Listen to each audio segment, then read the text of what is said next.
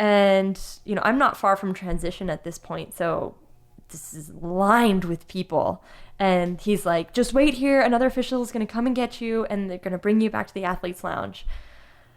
And at that point, I'm just like overcome with emotion, just like, whew, like, I can't believe that this is happening here. Like, why? Of all places, I've never been lapped in my whole career. And it's happening on the biggest stage in the world when you want to represent your country, like, as best as you can. And, at that point, I just kind of put my head in my hands, and I'm just like, I can't really help it. I just start crying. The tears are just like, and I just sit down against the barrier, and I just am like, oh my gosh. And there's so much disappointment, but also kind of just a little bit embarrassed. To just really not show your best self, and so far below my expectations. And at the same time, there's, just in that moment, the entire crowd, like everybody that's lining the fence starts to applaud, and they just are clapping and they're cheering for me, and they're like, you know what, like, you're on the other side of the fence.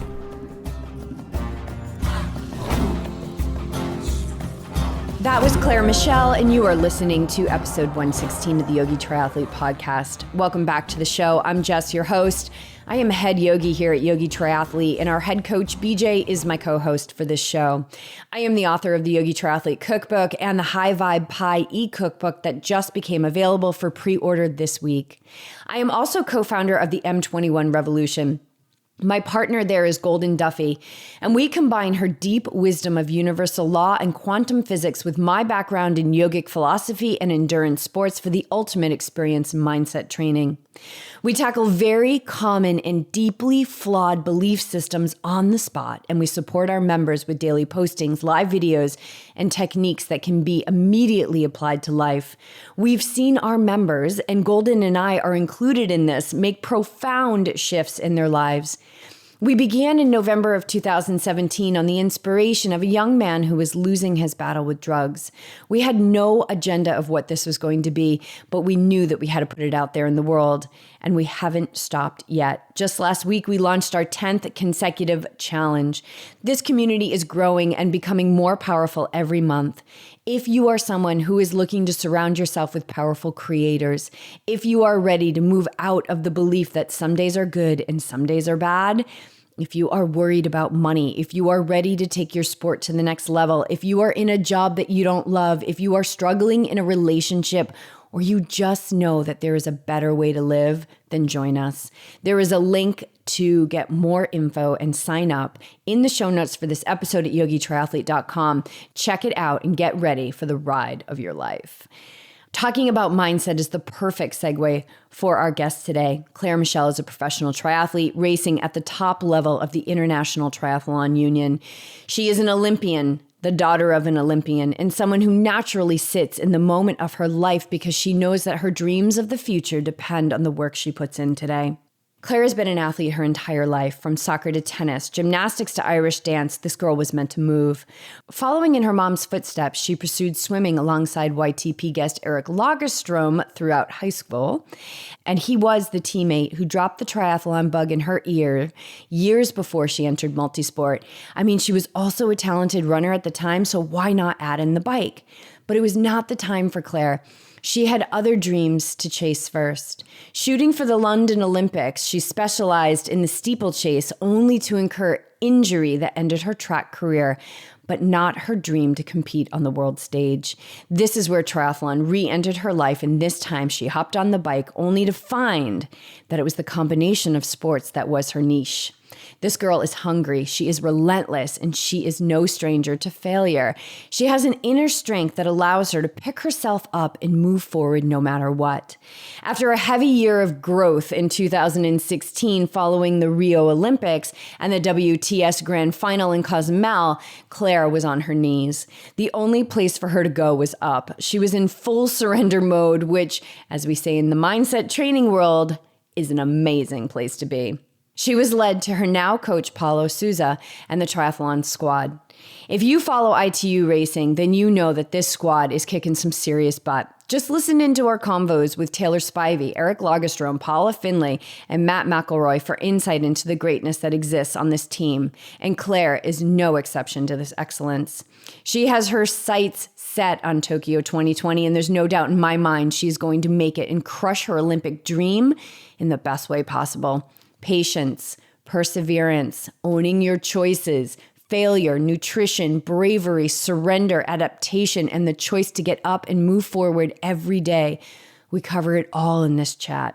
So without another moment, it is my great honor to turn over to you our convo with one of my favorite ladies in triathlon and Clark's new best friend, a woman who will no doubt catch every dream that comes into her heart, Claire Michel. All right, cool. So we are fed.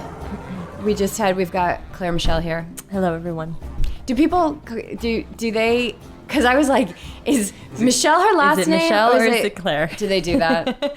Everybody says, can I have your last name, please? And I say Michelle, and they go, no, I'd like your last name, please. I'm like, yep, you just got it. So they're like, so it's Claire Michelle? Yeah. And there was, I think my first boyfriend in high school, his name was Mike Eddie. And they were like, oh, the couple with two first names. And that stage. And it was like, all right, there it is. So we had to feed you before we podcasted with you. Thank you very much. Yeah. So just so people know what Pro Triathlete ate tonight at the podcast studio, we had from the farmer's market green beans, squash, zucchini, and sweet peppers. And then we did black beans with turmeric, cumin, some chili powder, and apple cider vinegar, which we got from the Happy Vegan MD, gave us that tip when we had dinner at their house prior to podcasting with them. And then we did some big, huge boatload of brown rice and some of our favorite cauliflower-based skinny dip, right? And avocado. And it was delicious. Because we live in the avocado capital of the world. Thank you very much. But yeah, so now you're fed and none of us are going to fall asleep. Nope. We're fired up. We've got high vibe food in us. So what were you guys just talking about before I came out? You were talking about your... We're doing the hill, talking about the hills. Well, your transition to the triathlon squad. Mm-hmm. So you had come off of Rio. Let's just dive right into the dark moments. That's what we do here. So because everything at the end is light. It's brightness. Exactly. Actually, Claire, let's start at the bottom and work our way Right. up. Yeah. Claire was just walking into our bathroom and I said, oh, the lights are to the left of the sink. You got to walk through the darkness and then you'll get to the light. And she was like, yeah, isn't that always the case? So let's just go to the darkness. So you came off of Rio having a very humbling experience. Yeah. So I started triathlon when I was about 24, and it was a little bit by accident, and it was mostly I just joined a local club to have fun and to stay fit. And at that point, I was working full time for the American Chamber of Commerce in Belgium.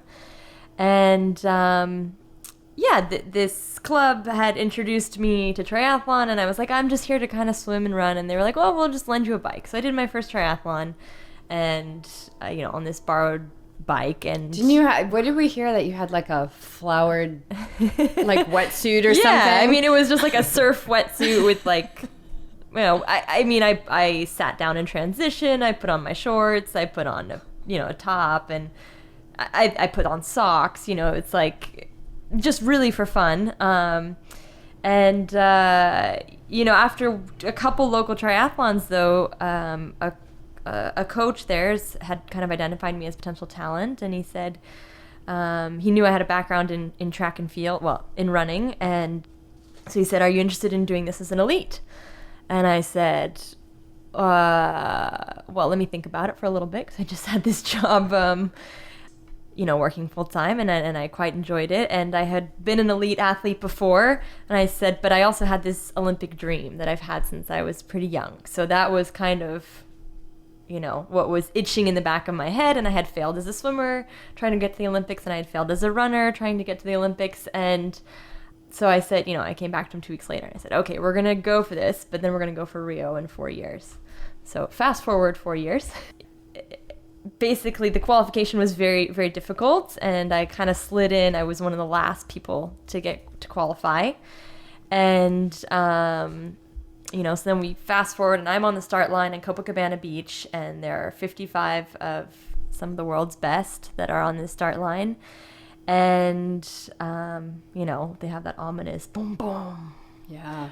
Boom, boom. What is that called? Music. Not called. Stress. Yes. Yeah. Yeah, but they do this heartbeat like right before the start, you know. And, Right. We've heard the heartbeat. Yeah. But when you're in it and you're standing, like, what's that like? So you get into the Olympic, like, so here you are. You've had this Olympic dream since you're a child. Yeah. And you're standing on the starting line, and it's doing the boom, boom, Yeah. boom, boom. Like, do you remember that moment? What was that like? I do.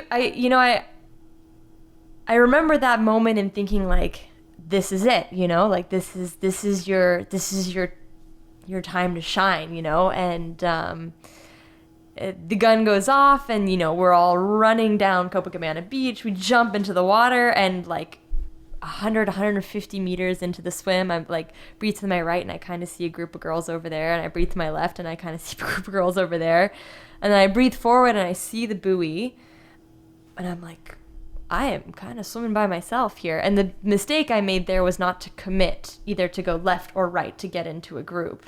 And I kind of kept heading towards the buoy thinking like, oh, they'll come into me. But that's not how it works. It's much faster, you know, for people who don't. Drafting also exists in swimming to a certain degree, not as much as on the bike, but being in a group is always faster. And since I'm a little bit of a weaker swimmer, yeah, that was very important. And that was a crucial moment that I kind of missed. But I ended up coming out of the water like almost 2 minutes behind the leaders. And it was a very, like, or a minute 50 or something. I'm not even sure. To be honest, I haven't seen the race yet. So. Is that on purpose? Yeah. Maybe. Yeah. Yeah, I mean, I wouldn't think it was a little bit. Yeah. something that you would be like. Because I have, Hey, it's on you wanna- YouTube. I've seen it like a few times. You have? Have you? Yeah. Oh, the Olympic race. Right. Yeah, Okay. right. There's not like a spotlight about Claire. No, Claire, no. This is the spotlight No. on Claire. We're getting the inside details now. But I mean, people. it's like you come out of the I mean, obviously I'm swimming by myself, and I'm just like getting around to this first buoy, and I'm like, I just got to make the best of this situation, you know. And each buoy, I'm like, you just got to keep going. You got. But and although I'm not, you know, I've never really been, or at least up to that point, had not been really a first pack swimmer, but I was normally a chase pack swimmer. And so this was a really outside of the norm. It was not even within 2 standard deviations kind of a swim. And, you know, get out on the bike, and there was, I think, 1 or 2 other athletes that didn't have very good swims either. So it was like just a few of us, and, you know, I'm pulling hard and eventually kind of get dropped, and I'm by myself on the bike. So it's like a small situation that's getting worse and worse. And I'm, you know, so in ITU style racing, as in the Olympics also, it's 8 laps of 5 kilometers. So we pass through the transition zone multiple times. And there's a rule, which exists for good reason, for safety reasons, because we also run on the same course, that says if you get lapped by at any point, basically on the bike or first runner, last biker scenario, they take you out of the race. And this had never happened to me.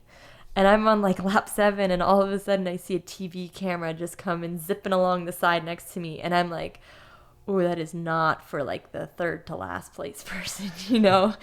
And I like, all of a sudden I look behind me and I see like, you know, the whole front pack with like, you know, Nicola, Spirig, all the leaders just chasing down. And I'm just like, this feeling of like, oh my God, why here? Like, oh my God, this is happening, you know? Like, you've dreamed of going to the Olympics and have tried in 3 different sports, and this is happening, you know? And an official on a motorbike comes up next to me, and he's like, you need to stop here right now. And, you know, he's like, you need, like, neutralize, basically. So put yourself kind of to the side, let the group go by, and then he's like, give me your timing chip. And, you know, I'm not far from transition at this point, so this is lined with people. And he's like, just wait here. Another official is going to come and get you, and they're going to bring you back to the athletes lounge. And at that point, I'm just like overcome with emotion, you know, just like, whew, like, I can't believe that this is happening here. Like, why? Of all places, I've never been lapped in my whole career. And it's happening on the biggest stage in the world when you want to represent your country, like, as best as you can. And,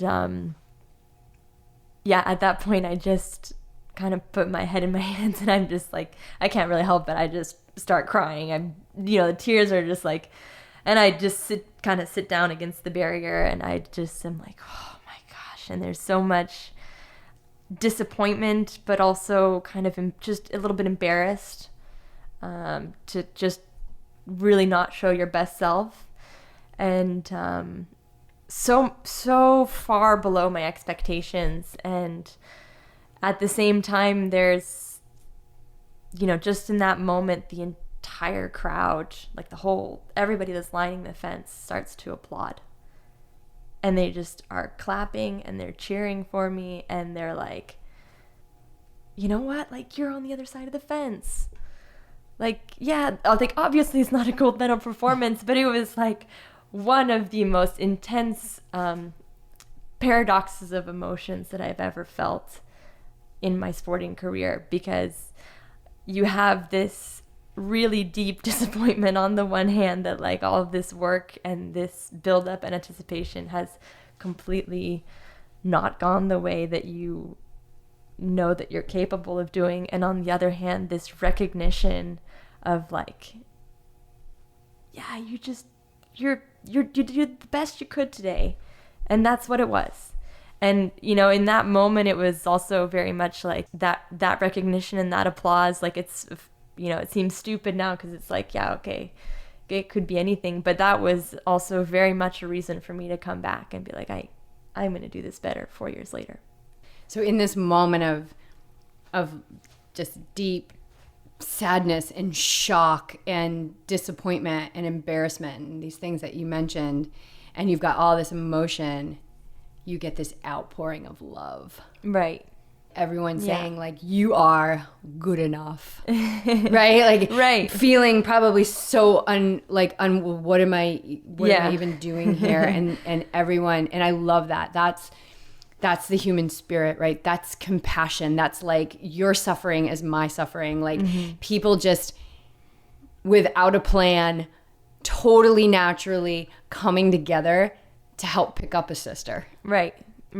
And the interesting thing, and this is also what makes the Olympic Games kind of a special event, in my opinion, is like, so the next day after the Olympics, my coach, basically fires me and is like, that was a really abysmal performance. Can't really be associated. The applause stops. And it's like reality hits. Okay. And it's like, and there's the world champs in Cozumel 3 weeks later, and it's the grand final, really. It's the kind of the culminating event of the World Triathlon Series. And it happens again. I get lapped out again. And I'm just like, have this, awful swim. And I'm just like fighting to stay in it in the bike. And I'm just like, oh, this season needs to be finished. Be done with. 2016 is over. I'm empty emotionally, physically. I just was like, I'm drained. But, there was nobody there to applaud me getting lapped out in grand final, which is also normal. It was also a part of the course where there was like nobody. But regardless, that was something that was special at the games, that there's a different spirit there. There's a different vibe and atmosphere. And it's just something really unique. And to share that also with like 10,000 other athletes from all over the world is really, it's something else. And it's part of the motivation to go back. And I think it's great. It's at the Olympics, it's greater than the sport, right? We're bringing the world together, all the communities, all the people, all their passions, and all the effort, the grinding, all of that, the wake ups at 4 a.m., like everything.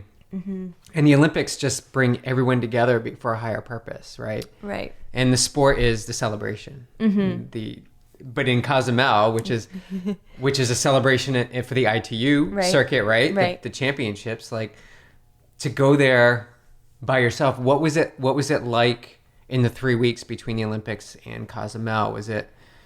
Were you back into training? Was it just status quo? Like, well, I mean, where was your mindset during like I that said, time? I didn't have a coach anymore, but I also was like, I also have enough experience to be able to handle these 3 weeks and just like basically just don't overtrain. Don't be so mad that you're gonna like just go out and like do anything crazy. So it was just kind of a question of just maintaining and just getting some basic training in and trying to keep the focus there as much as you could. But yeah, there's like kind of a realization when it's something. When the Olympic Games is also something like a kind of an experience and something that I had dreamed about since I was, pretty young. It was like, there's a lot of like, a lot of emotions when you like step off the plane and you come back and you're like home and you're like, oh, life goes on. Life goes on, Yeah. But that also, I will say that like having had that experience, I think will help me in the next one, assuming I qualify or hoping I qualify. But when you qualify? Yeah, when I qualify. We only talk about win here. But, it's that kind of realization. It's like, yeah, it's a goal. It gives you direction. It gives you purpose. But it's not the end of the world.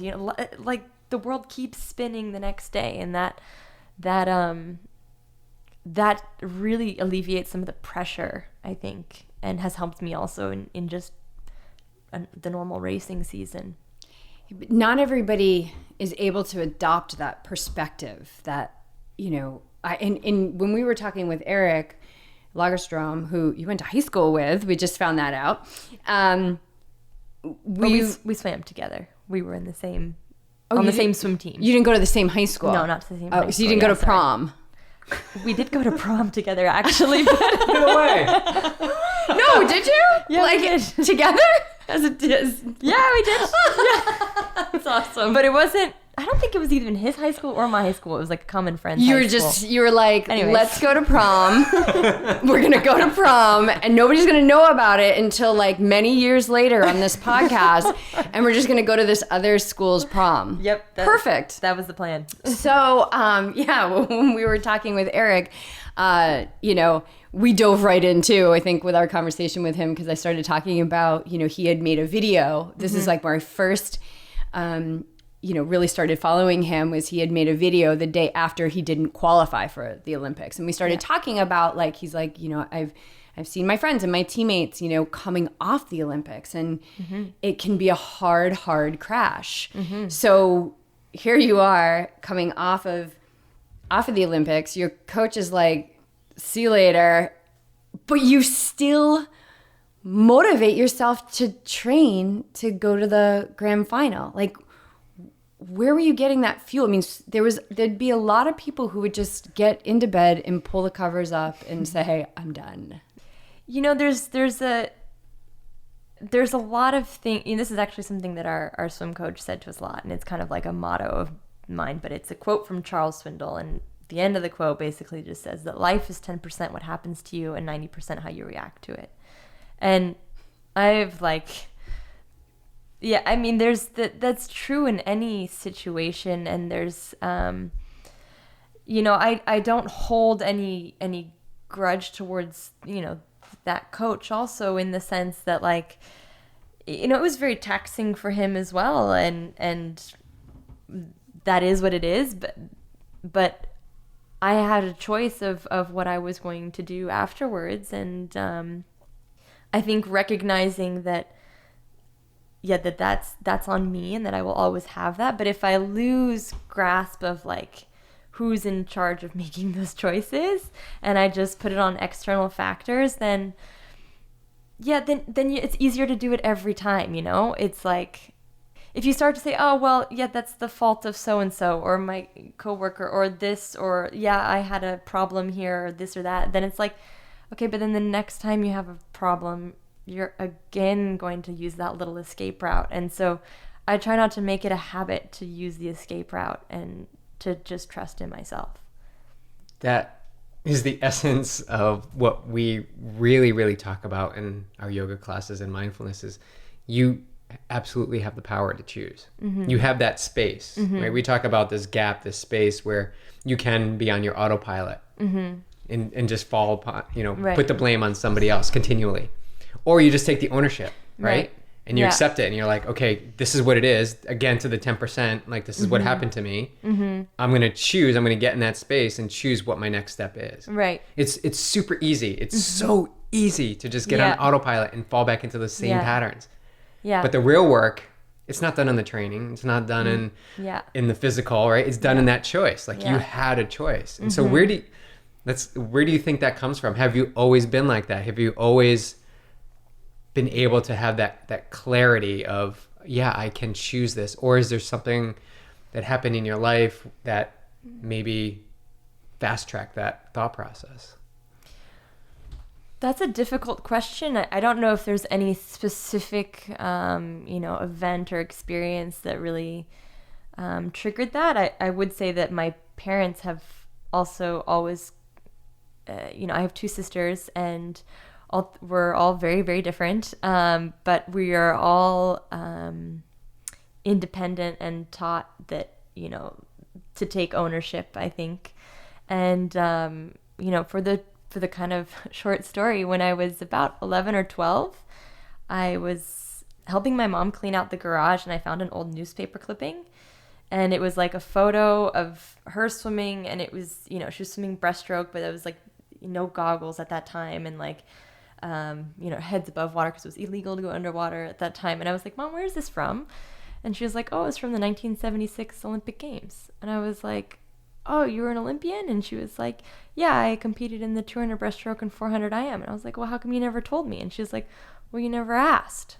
And I was like, okay, well, that's fair enough. But I think that the powerful thing in that was like, well, that was also the moment where I was like, well, shoot, if my mom can go to the Olympics, I want to try, because it was like, it wasn't superheroes on TV. It was like my mom who works and cooks and helps clean and takes care of us and drives us to who knows how many after school activities.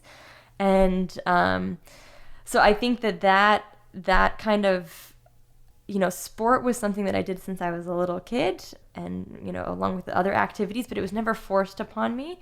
And it was the responsibility, even from young, was like, well, if you want to join a swim team, okay, fine, we'll join a swim team, but it was never like, you have to do this, it's like, and I think that what that did also was like, motivation came from me versus coming from external factors telling me to do something. And that was really important. And I think that's also probably what helps now, because, when you're talking about choices, there was also, I did the self-reflection after the games of like, am I doing this out of habit? Am I doing triathlon because I don't know what else to do, or because I like don't want to do something? It was kind of like, no, I'm doing this because I want to do this, and because I want to be here, and because I believe I can be better, and because I want to see, to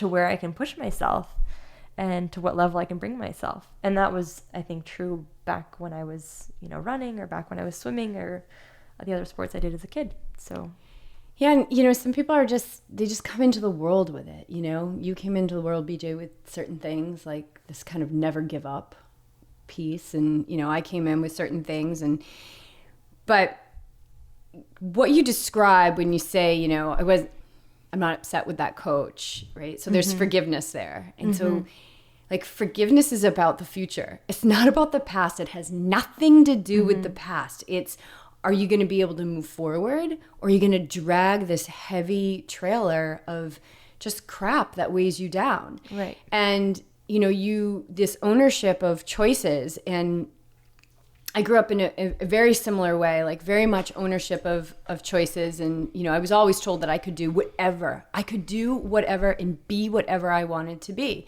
And I still believe that to this day. And when we can own our choices, and I think it brings clarity to not having to look back, like when you're just really owning your choice and you're reflecting and you're saying, why am I doing this? Questioning everything, not just doing things because you always do them. You move through the world in a very powerful way. When we point the finger, we become victims. Yeah. It's their fault. This happened to me at work. I have to stay in this job. My husband did this to me. My child did this to me. Whatever it may be, my wife did this to me. There's no power there. And with what you do and what you pursue, because there's so much unknown, like nothing on paper said that you were going to get lapped in Rio. And then again at the grand final, oh my God, talk about, there was some residue there. There was the universe was like, there's some unfinished business. We got to get this girl lapped out again. And then, but I think you're prepping for a really good Tokyo, my personal vision that I see for you. Yeah, just this ownership of what we do and the actions that we take, and getting into that space, and just the first step being, how are we moving through the world? Are we questioning what we do? And when we start to question what we do, then I think we get to ask the question, like, is what I do I love it? Does it fill me up? Like, does it make me feel alive? Because, we know that, it's in an instant we can be pulled off of this earth. In an instant. So why would we live anywhere else but right here, right now? And certainly not in the past having regrets.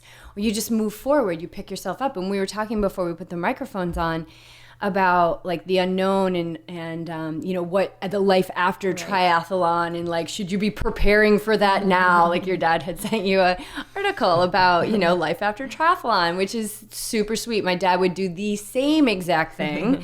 But it's like just living for this now moment and being the best that you can be and following your heart. And where was I going with that? Oh, I know. You were saying I failed so many times, like, because we were saying, like, what happens after triathlon, just kind of having that conversation, entertaining that idea.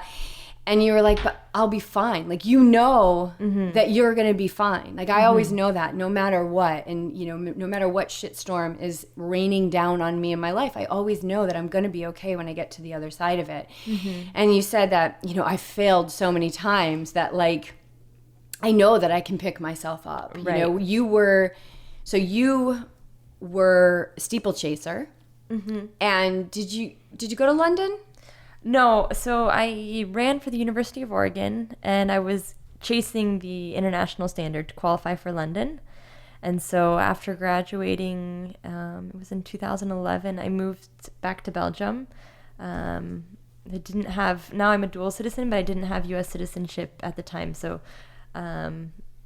was trying to hit the standard for London, and kind of, again, put aside a job offer to the dismay of my parents, maybe. Moved across the country, and across the world, I guess, across the pond, and just really went all in, trying to hit this standard. And at the first meet of the year, ended up with a double stress fracture in both tibias. And I'd had a lot of injuries also in throughout, like, track and field and cross country, and so I was kind of a little bit fed up with that. And it was, there was no more. I just thought, injury, maybe the body is just telling me it is not track and field. And so that's kind of when I started looking for work, and I started working full time. But yeah, I'll be honest that, like, when I got the diagnosis from the doctor and stuff, it was like, maybe 6 months before the games of London, and it was like, well, that was my last chance, No, even less. It was 3 or 4 months before. And I just was like, you know what? I had a little pity party for about a week.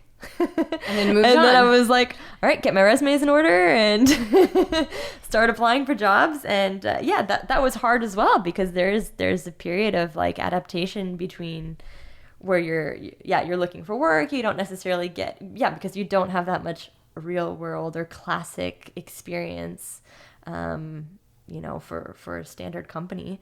And so you like just getting that first interview, and you can get into that interview, then you can kind of explain like, this is my path, this is what I've been doing, you know. But yeah, it's difficult because you can get a couple rejection letters and you're like, all right, not getting any callbacks, not getting any interviews, but eventually it comes through, you know, and you just keep choosing every day to find something. Right. Like we're always going to get on the other side. It's just whatever that next step is. Right. Maybe that next step is just like, right. I just need a breath. Yeah.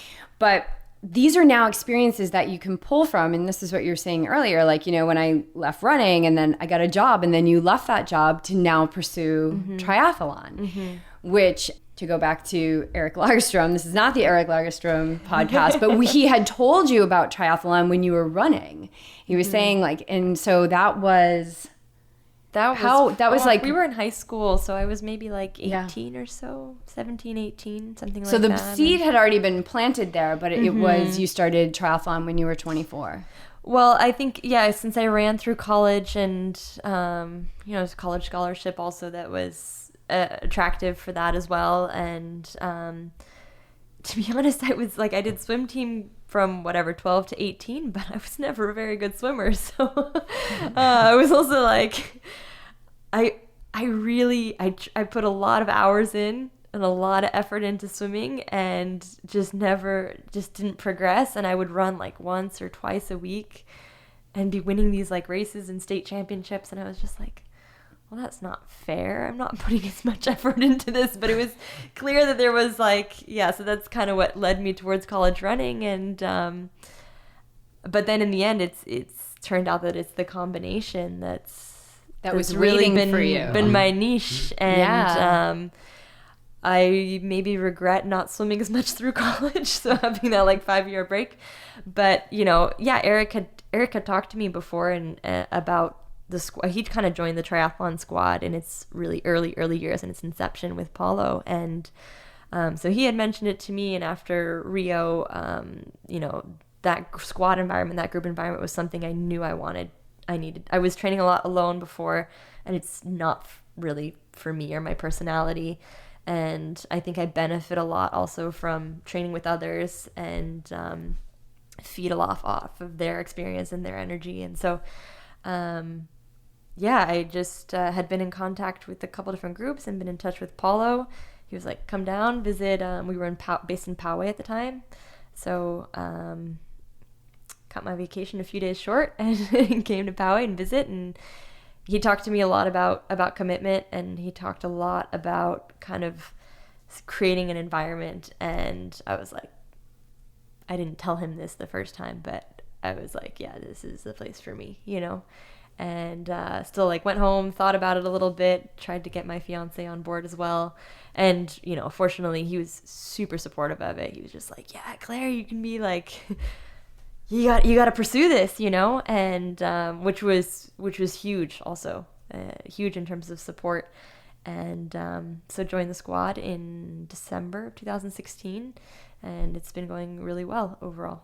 Yeah. So how have things progressed? Like when you got here, did he throw you into a sport to like immerse you? Did like, obviously he was evaluating when you were down here and seeing what, you know, where your opportunities for growth were and things like that. So how did that shake down when you arrived? I mean, I don't think Paulo did too much explaining really, and he just kind of lets you learn by doing. And that's so let you have your own experience, right? Each one of you have your own experience, right? Yeah. And I think he's actually quite perceptive. It can seem sometimes like frustrating at times because he's not going to give you necessarily sympathy. You know, when you're like struggling through something, he'll just like let you struggle, and right. Which is but that's growth. Every great teacher is going to let you struggle. Yeah, like right. Every solid relationship is going to let, like both BJ and I have let each other struggle, like been in the suffering. And that is a great teacher to allow you to just suffer and not save you. Yeah. Because it's gonna build, you're going to up level. You're going Right. to grow from it. You know, Yeah. you're either going to grow from it or you're going to be like, I'm going fall apart back from to it. Yeah. Belgium and I'm going to get a full-time job and I'm done. But you had that connection when you met. You had that. You felt like when you saw the vibe. You were like, "This is." Well, I think This is for me. I also came from a program where I was mostly alone and training a lot on my own, and like I had a training schedule for like the whole week, and it was kind of up to me to set up my day and take care of all the logistics. And I spent a lot of time also, there's a lot of like different experts and stuff involved, and it was like going to go see the strength coach and going to go see the swim specialist, and it was like I just wanted a really simplified version, and that was the impression I got from Paulo and the way he ran his squad. And when I came here, it was like, you know, coming from a point also where it was like pretty low in my career, so I was just very open. And I think, you know, it's like what we were joking about earlier. It was like if I came here and he told me, yeah, you know, you need to swim with one arm for like the whole first month. Turns out that was more of like double pull buoy, but you know, if he had, and I would have been like, okay, yeah, like this is gonna help. So there was, I think, a lot of trust in that, and I think a lot in you know, just when you create an environment around you, or you let some, you know, I think I'd given a lot of trust into him also to create the environment that was working. And when you trust that environment, it's like so much easier for the day to day, you know, because it's like you don't have to deal with all these extraneous factors or like, oh, how am I going to do this? Or how am I, it's like, no, he just like, you get your email at, you know, 6 p.m. at night, says be at the pool at 8, bike at 11, run at 4. And you don't know what the contents are going to be. You just need to show up ready. So and awesome. it's like, that's kind of true for life. Yeah, You know? it removes the element. Show up ready. Yes, it removes the element of going and worrying about what the workout's going to be, Right. or saving yourself, knowing like, okay, Friday's workout's really tough, so Thursday's work, I'm just gonna go in and just do it and be okay, because I know Friday's the tough. Right. It doesn't matter. No. You just go and No. show up, and here's what you have to do, because it's all part of a bigger plan. Yeah. Right. And so all that energy that you spend putting out there Right. could be better spent with the presence and focus in that session, in that swim session, in the bike session, in the run session. All of your focus, all of your awareness goes right into that. Yeah. All of your faith goes into this program. And that's what I believe too as a coach. Like going too far out, I can't say how you're going to feel Right. on Of course not. tomorrow. I can't say how you're going to feel on Sunday. Yeah. So when you get these plans, if you have like a month plan or even a week plan, how am I going to know what you're going to feel like? What if you feel great and you've got a day off? What if Yeah. you feel amazing Yeah. and it says day off? Yeah. Well, like let's capitalize on this. And so that's the presence and focus. And it sounds like you're all in for that. Like Right. you just show up. This is the workout that needs to get done. Like today you guys had 8 by 2 minute hills. Like Yeah. maybe you didn't want to do it, maybe you did, but it was like you just showed up and you did it, right? Yeah. I love that. Well, I think there's also like you have to be honest with yourself in terms of like what your personality is. And something that I noticed, well, that I know about myself is like I tend to overthink things, you know, and I can get bogged down, very like analytical in that way. And so like I'm also very much a doer. I like to kind of like lead things and organize things, but it's like that costs a lot of energy as well. And so I really wanted to hand over the reins, and I was like, here you go. You know, like just being able, like, I think that was also one of the things that has helped improve my performance is just my general training environment is a lot less stressful and costs me a lot less mental energy than it used to. And then the other half of that is also like when you show up at a training session and there's like, you know, 5, 6, 8 other girls that can push you on those 10 by 2 minute hill repeats, like it's way more motivating.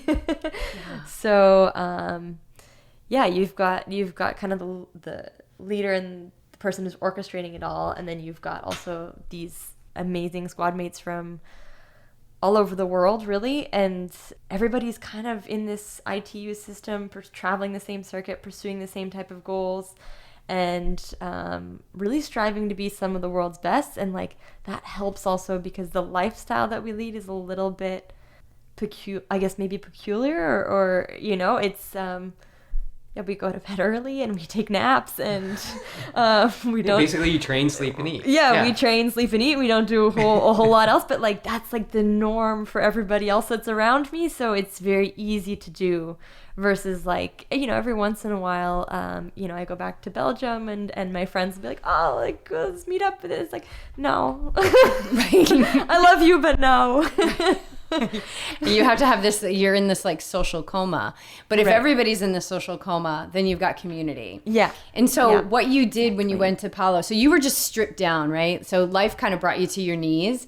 And getting brought to your knee, like it's going to happen to all of us, right? We're all playing this game of life. And I remember not too long ago, maybe like a year ago or so, and I was crossing the 101 out here from the beach, and I was just having a really heavy day. Like, do we continue with Yogi Triathlete? Do we not continue? Like, is it going to come? Like, can I pay the rent? Like, and I remember having this moment and thinking about how exhausting it was to keep thinking about this. And I just looked up and I was like, you know what? I'm good. I'm done. I'm done trying to make something happen. So all the will that I have, I'm just handing it over to you, right? And I'm like walking across the street just saying this. I'm like, I'm just handing it over to you. And I will go and I will do whatever you ask, and whatever hits my heart, and wherever it leads me, I will go. And things started to shift because I wasn't feeling like, oh, I had to do it all, or I was overthinking it, or, you know, is it the right thing? And there is a time to question. There's a time to reflect and question.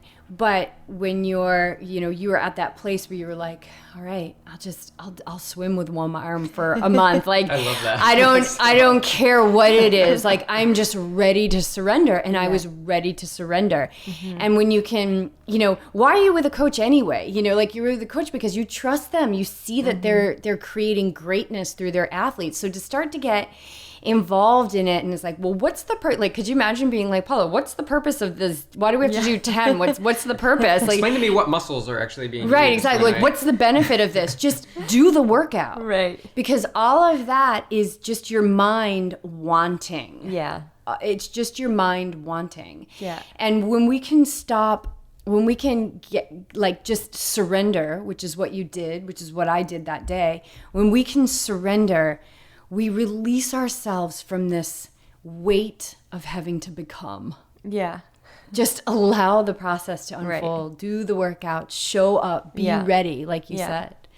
So you've been with him now for about a year and a half. So let's talk about your season this season, because you've had some pretty good results this season.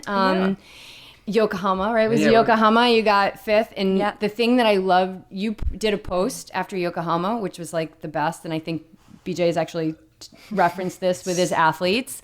And I've definitely referenced this with the athletes that I work with on their mindset training, because I get a lot of people who they overanalyze and, you know, and they're just, their mind's going crazy. And what they don't realize is that, well, they probably do realize at this point that they're wasting a whole bunch of energy. Yeah.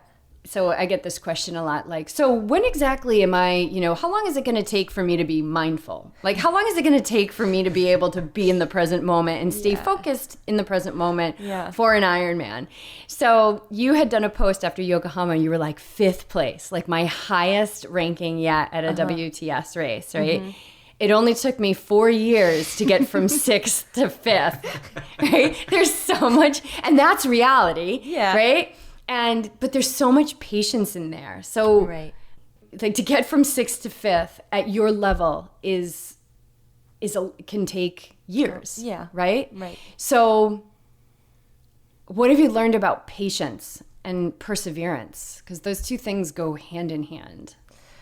I think, you know, one of the particularities of triathlon is that, you know, it's the combination of 3 disciplines, and in the ITU, with it being draft legal, the race circumstances you can have improvement, for instance, in your bike, but if you've had a little bit worse swim, like, you're going to maybe be in a different pack, and maybe your run is improving and your bike is improved, but like maybe the bike was worse, so your legs were completely dead just to hang on the bike. So there's a lot of different factors going on, and the biggest difference, for instance, between that 6th and that 5th was that I controlled the outcome of the 5th versus the 6th. I was playing on the circumstances played to me.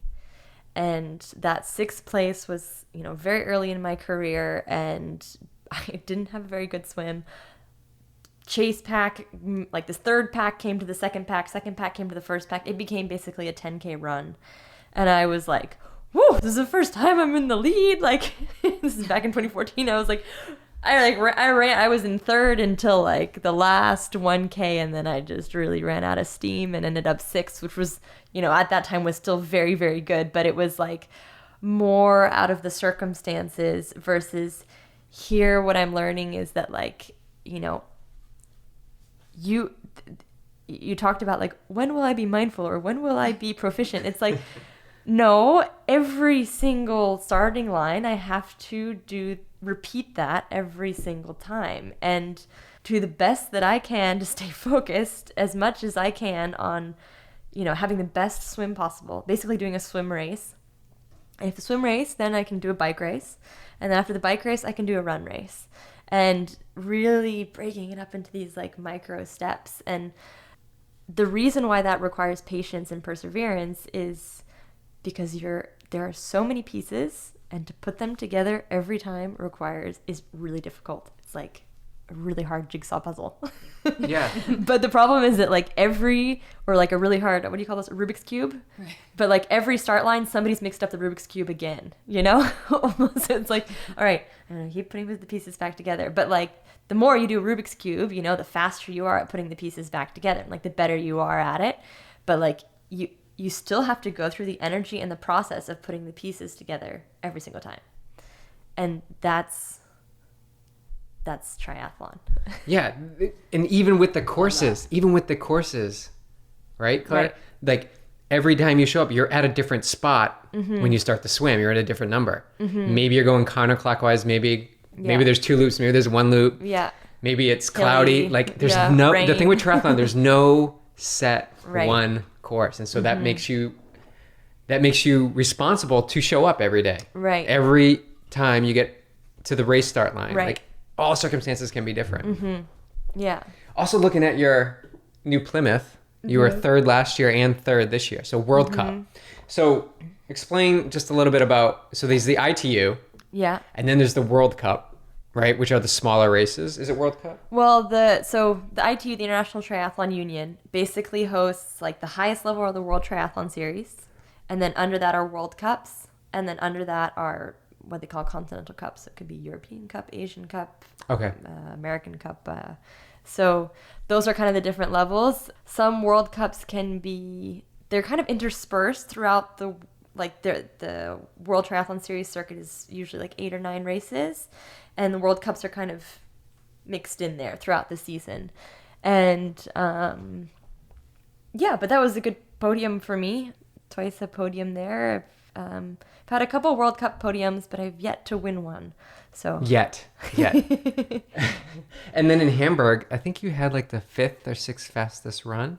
Yeah. I had a good run there, but I did have a poor swim, so I mixed up the wrong part of the Rubik's Cube. Is run something you're working on? Because I feel like, or is that something? Well, you actually have the background in running, but it just seems like you're in the mix I see you coming up on the run in these races. You're working on all 3 disciplines all the time. Yeah. There's no doubt about it that like. We put a little bit more accent, for instance, on my swim or, even like my bike technique, mostly like my cornering and kind of just like bike skills.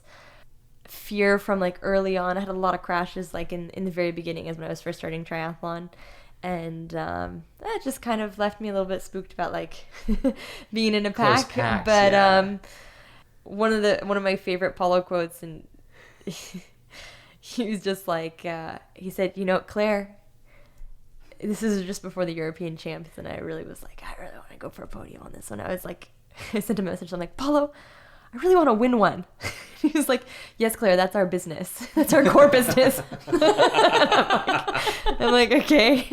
And he's like, and, he's talking about being aggressive on the bike and like, and he's just like, being brave, Claire, is not the absence of fear. It's being afraid and still getting the job done. So do your job. Yes, not being paralyzed by the fear. And it's like, I can talk about it as much as I want. Like, oh, I'm afraid, I feel nervous on the bike or this or that. But it's like, nobody cares. And I certainly like, you're still feeling it. You're still like, I'm going around a corner really fast, and I'm like, right, you're feeling hang on. It doesn't help to block it out, right? Blocking it out is just gonna. Hang on, Claire. Yeah, but it's like I got this like vision of like. Right, but we're gonna be like yelling that now. It's just like accepting it and using the emotion to so that it's functional, and that can be any emotion. It can be positive, it can be negative. If you come into a race also and you're super confident, it's also, you still have to harness that in, and use it appropriately. But the same thing, if you're nervous, if you're scared, if you are feeling fearful, it's like just that's one of the things that he's like, be brave, So. Yeah, because the bravery, and I use the word courage, which courage and bravery I think are the same, like that it's being afraid, but you're not paralyzed. You're not paralyzed by that fear. Like the fear can be present, or the anxiousness, or whatever it is, or even, whatever it is, like that would be categorized as something that could be negative. If you're just recognizing that it's there, but you're moving you're still moving forward. The bravery and the courage are going to allow you to move forward in a very strong way. But it becomes a weakness when you're moving from the fear. Right. When you're moving in the fear. Like when we're in anything in life, if we're paying a bill and we're so fearful that, oh my God, this bill is so much and I'm running out of money, we're moving from fear. We're creating lack, right? If we're moving like, oh my God, look at all these girls and I do not like this position I'm in on the pontoon, oh my God. And we're moving from fear. What we're doing is we're creating lack in the universe. And we're saying like, I don't have what it takes because I'm in this position on the pontoon, right? So what's that? That's victim, right? No power there. So the fear can zap the power, or the fear can be there, and then you can use the power through bravery and courage by not being paralyzed or moving in that fear where you're just, you've lost yourself. I just ran into our 10-year-old athlete down at the green, Jenny, and she's been killing it, but she was afraid of heights, and so she got on the diving board. And I was just talking to her. She's got such a positive attitude. And she said, I was thinking, I haven't done this before, but I've done a triathlon. So I can do this. And she said it was still scary. It was still scary. But she jumped off anyway. Yeah. And then she jumped off again. And then again. So all that was happening, she just didn't have that in her history, in her file system. That's all it was. Yeah. But like you, it's just the opening. Like you're open to feeling whatever it is, right? Not blocking it out, feeling it, and then moving from that. Like don't let it dictate what you are, but it can drive you. It can drive you forward, and just never stop going forward. Right. And so she's rocking it. She's gonna do her second triathlon in 2 weeks. I know she's amazing. All right, so let's look. What happened in Leeds? I feel like your boss. What Claire? What happened in Leeds?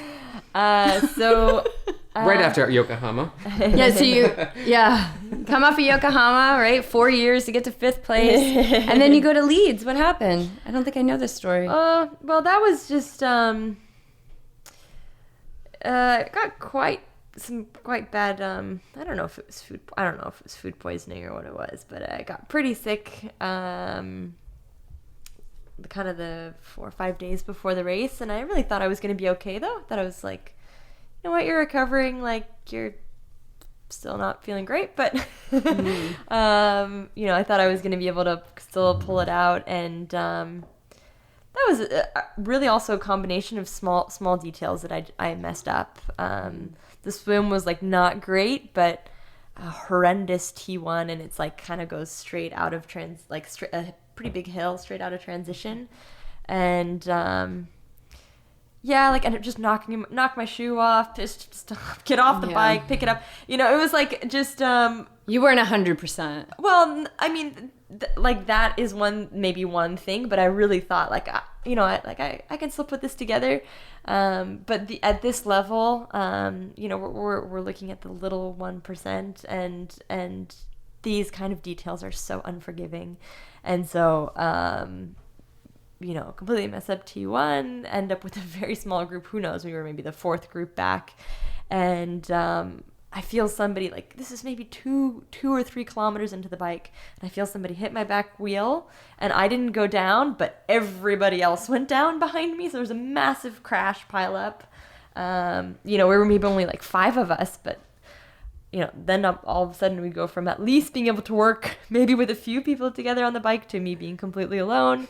And so it was just a really, really bad situation that was compounded by multiple small mistakes. And they're not small mistakes. That's also the difference between, the really consistent top level performances that they're able to execute those small details every time, and that's again a question of focus. It's a question of concentration. It's a question of ability, and we just get back to work. Yeah, and not overlooking it, not dwell on it. Yeah, yeah, not dwell on it. You just get back to work, but also always reminding, like, that was just your reminder, like, not to overlook those little details. Yeah. Like, you can't at your level, you can't afford to do that. You can't afford to do that.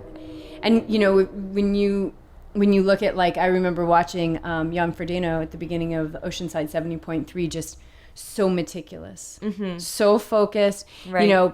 People are around him and they're like, staring at him and everything, but he's just so meticulous. Right.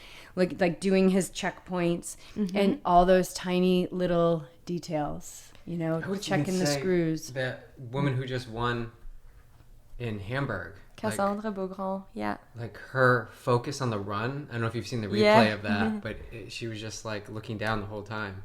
Oh, Cassandra? She had her eyes like just hovering. She didn't waver. She never looked back once.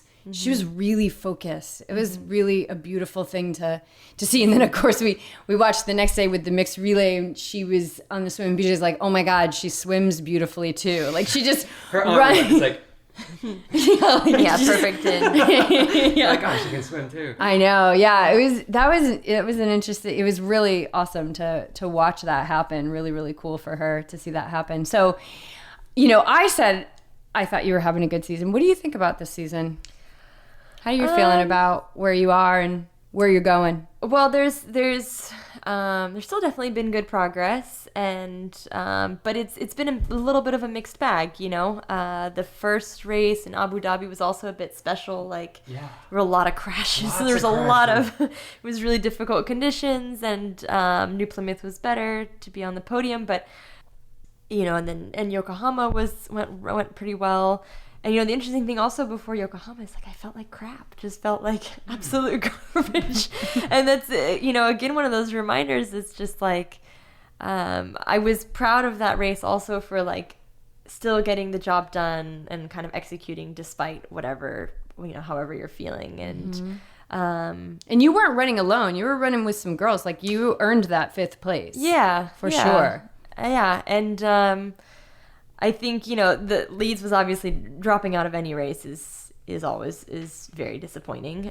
But I think that would have just, like, kind of run me into the ground. Also, just like health was not there for that one. And, here in Hamburg, it was like I could feel that the bike felt good. The run felt good. The 2 big problems there were, just a pretty poor swim. And it's also, again, about, like, awareness and being sure that you're always on feet as much as possible, and kind of seeing those key moments to get around buoys. And then I really messed up my second transition as well, and that's probably why I ran so fast. Is like, just like, for once was into transition well and couldn't get my shoe on and like fumbling with my shoe, and we were on training camp in St. Moritz. We must have done 30 transitions there, and like never had a problem. But like race day comes and and that's the thing is still being able to get the job done in the moment when the pressure's on and everything like that. And we were talking about a catastrophic T1 in Leeds as well, and I did it 3 times. They were like, you can do it 3 times. So in the warm-up, it was like, got my shoes on, jumped on my bike right away. 2nd time, no problem. 3rd time, no problem. And I was like, all right, I got this. I'm not going to overthink it. And then, of course, you do it in the race. And then real time, not so good. Not so good. Yeah, I mean, anything can happen. Anything can happen in any moment. Yeah. So what's next? Edmonton? So next will be Edmonton, and there's also a mixed team relay there, so that's exciting. And then I'll head back to Europe for the European Championships. And then we're still deciding on whether or not I will do the Montreal World Series. So it's a little bit more travel than I'd like to do because the grand final is then in September in Gold Coast. Yeah. Nice. And so that's a big travel, and the race calendar is already very full, but you got to leave time for training. Yeah. So to give people an idea of like, how much are you, like when it's all said and done in 2018, how many races will you have under your belt? Counting mixed team relays? Count it all.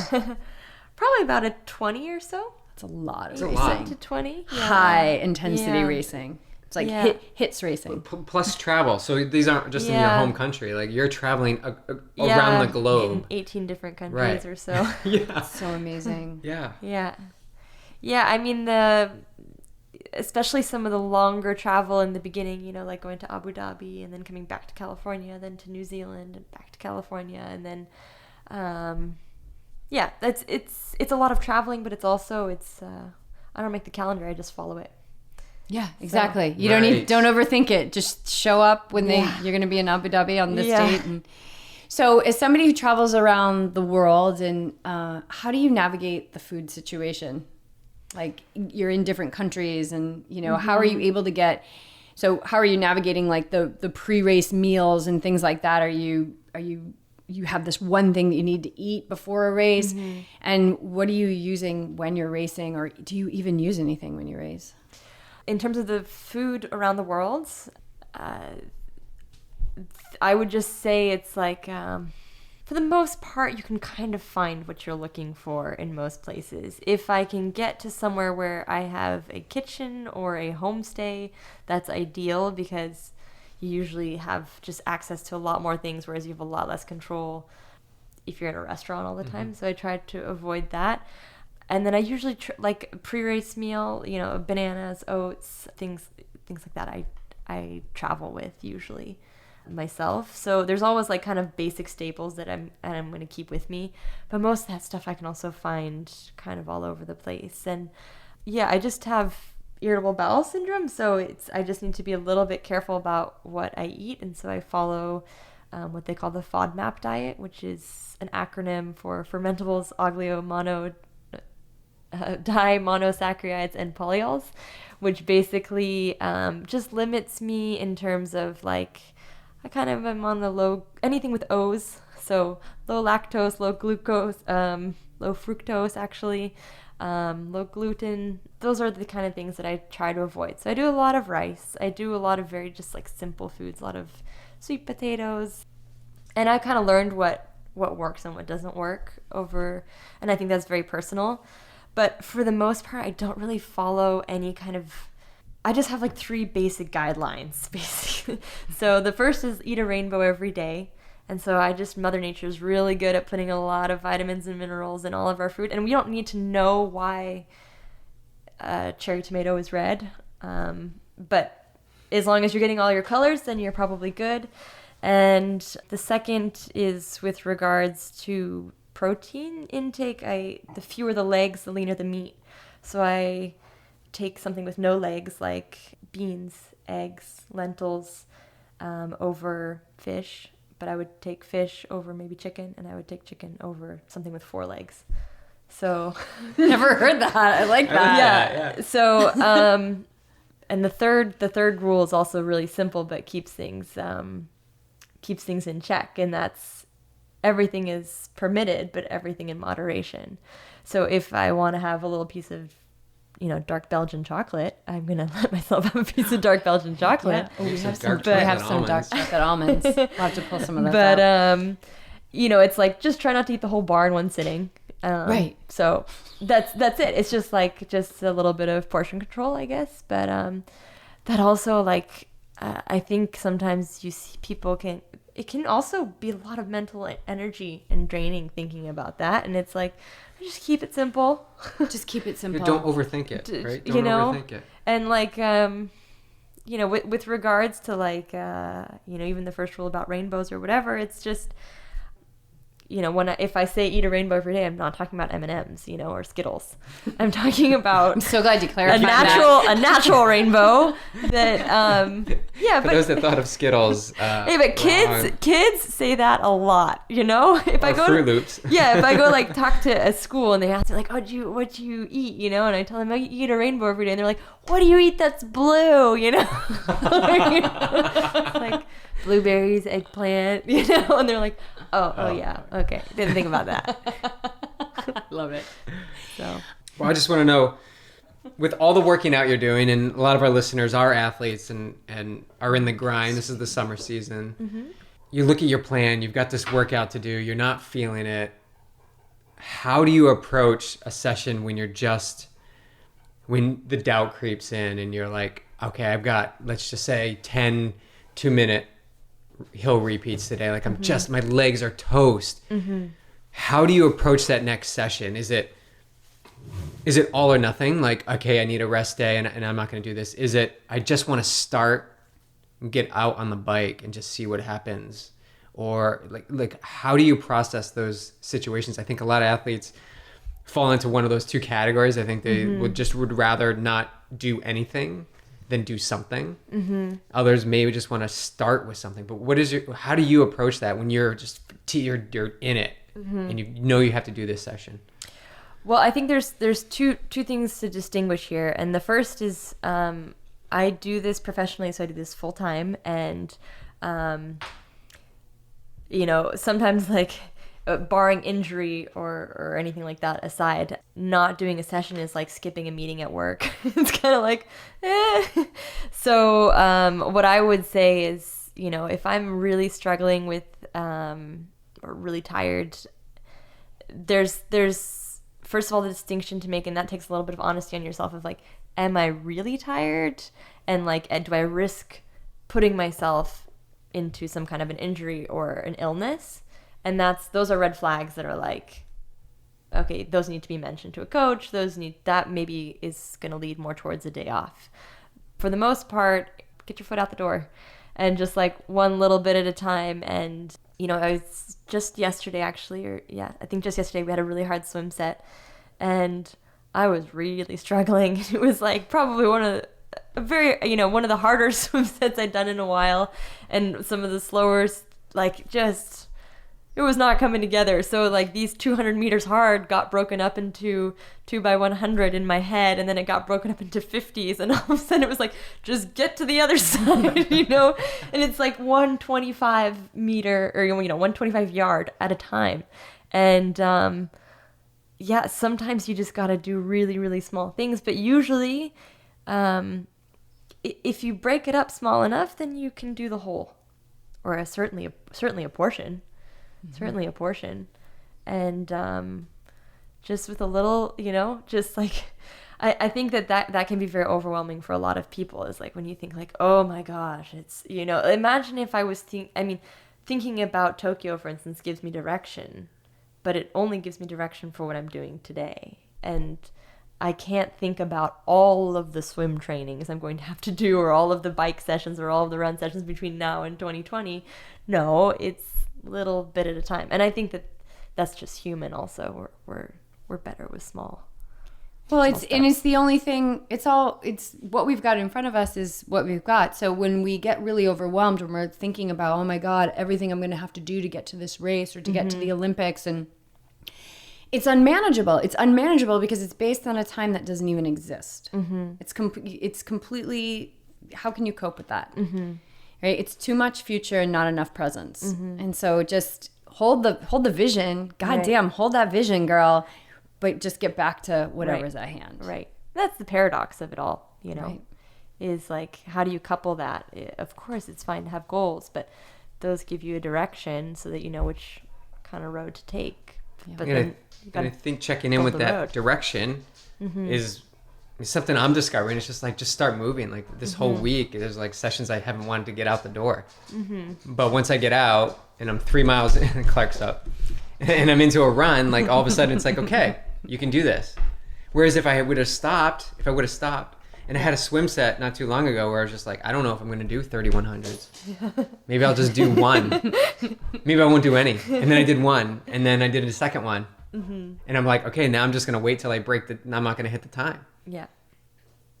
And if I had listened to my thoughts the night previous, I don't think I could ever do that swim set. But what happened was I just kept inching closer to that line and never went over it. Right? So what you said, just start, just get out the door, like get out. It doesn't matter if you do whatever, just start.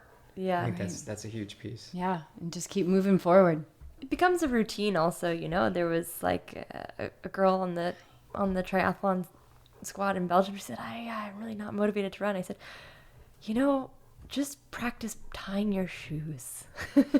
Just like, even if you don't leave, just put on a run outfit and shoes and then see what happens. Like, you're already more likely to go out the door. And just keep, if you get home from work, just put yourself in your run outfit. Even if you just hang around the house. You love know? it. It's but progress. it's true. It's something. And it's like, you know, we don't think about brushing our teeth because it's a habit. But like, we have to teach that to little kids. And they don't like to do it at first, you know? But yeah, getting out the door is also a habit that becomes easier and easier as the more often we do it. Right. And just like owning our choices and picking ourselves back up and moving forward, it all becomes easier. It's that law of facilitation. Just gets easier and easier. It becomes our norm. You know, being brave can become your norm. It's definitely become mine. I think it's probably become yours as well. All right. Thank you so much. Thank you very much. We're going to bust open some chocolate almonds. Woo! And yeah, if you need to go to bed, you can take them for the road. All right. Cool. Thank you so much. This is awesome. Thank you. Seriously, I love this girl so much. I hope you guys enjoyed the show. And if you're not tuning into Triathlon Live to catch these incredible WTS races, then you are missing out. It's like the previews to our next Olympics. It's the future of multisport, and they are crazy exciting to watch. Thanks so much for tuning into today's show. Please check out the show notes for ways to connect with Claire and to get your orders in for your YT trucker hat. And don't miss the bonus recipe offer when you pre-order the High Vibe Pie e-cookbook. What athlete doesn't love pizza night? These creations are original, they are power-packed, and they are filled with love. I promise you, I cannot wait for this cookbook to drop in August. M21 Revolution enrollment is open at all times, and we still have spots on our team. So, under the guidance of Coach BJ, you will not only train your body, but you will train your mind. This is the missing piece in the majority of training plans out there. So, let's not leave the mind out of training. You guys, this is the single most important piece to becoming your highest and best in this life and as an athlete. And isn't that what you want? All right, we'll be back next week with the second part of our Ask the YTs from July. Thank you guys for all the questions and your support. We are in deep thanks of this community. We could not do this without you. I'm serious. We could not do this without you. So until then, move forward and be on high alert for the moments and mindsets that pull you back. Greatness is your divine right. The question is, are you willing and mentally equipped to let it in?